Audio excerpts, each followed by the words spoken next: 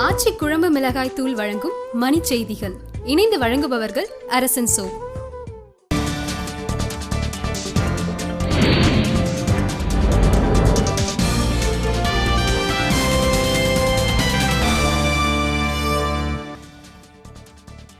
நிலமெடுத்தல் அவசர சட்டத்தை மீண்டும் பிறப்பிக்கக்கூடாது என பாமக நிறுவனர் மருத்துவர் ராமதாஸ் வலியுறுத்தல்.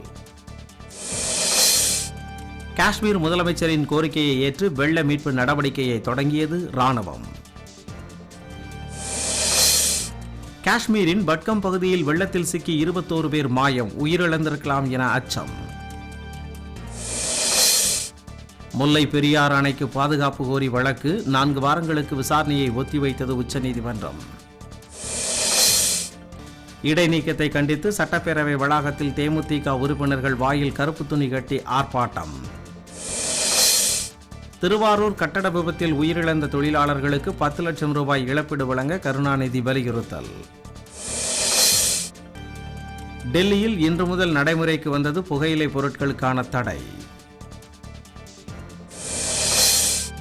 கன்னியாகுமரி அருகே பள்ளி மூடுந்து கவிழ்ந்து விபத்து, மாணவன் உட்பட 3 பேர் உயிரிழப்பு.